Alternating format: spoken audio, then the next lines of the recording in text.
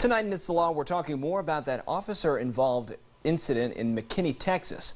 A video shows the officer wrestling a 14-year-old girl at a pool party. The police department has placed that officer on administrative leave. Our legal expert Jay Davis is here. You've seen the video, Jay. First thoughts? My first thoughts is thank God that people ordinarily carry around a video to be able to see what's going on and what police officers are actually doing. There's been years that we've been arguing about things that are going on and we can't prove it because there's not a video, and now daily people are showing up with video for the things that we've been saying have been going on for years. And you're looking, and if you look at the video right here, you see a seasoned veteran officer, and this girl is 14 years old, and you've got to think to yourself, as a parent, and you see that, and your child is being handled that way by a police officer. What do you do then? Do you say, okay, the police officer is doing their job, don't resist? You have to be the problem is you have to be very careful in a situation like that, because as a parent, you want to just go there and protect your daughter or your son or whoever, your family member, whoever that is. But you saw how quick he brought out his gun. Now, we only see a portion of the video. We don't know what led to this. We don't even know that this isn't justified behavior. We don't know what's there. But he was very quick to draw his gun. They're very physical with people. They harm people, hit people's heads against stuff, bang people's heads against concrete, throw people on the ground.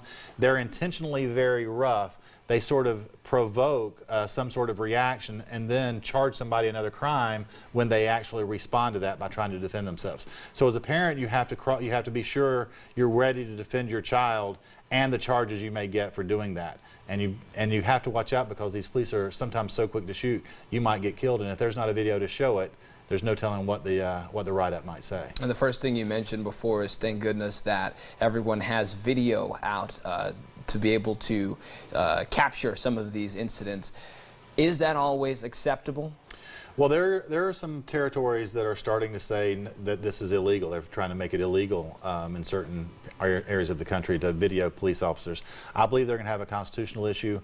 I believe it's your constitutional right to videotape what they're doing, regardless of what they're doing. If you see a police officer acting inappropriately, I've known of people who said the police officer tried to confiscate their phone for the video or for the evidence. If they destroy that video, that's a problem, and I believe they're in violation of the constitutional right. So I believe every person has a right to do that. If the police officer is doing something, let's get the word out. Let's hold them accountable. We need them. I always say we need them, right, but we need them doing what they're supposed to do, and we need to hold them in check. All right, Jay, thanks so much. And as always, we want to hear your legal questions. Email us at itsthelaw@41nbc.com, and we'll do our best to answer it during our It's the Law segment each Wednesday right here on the news at 6.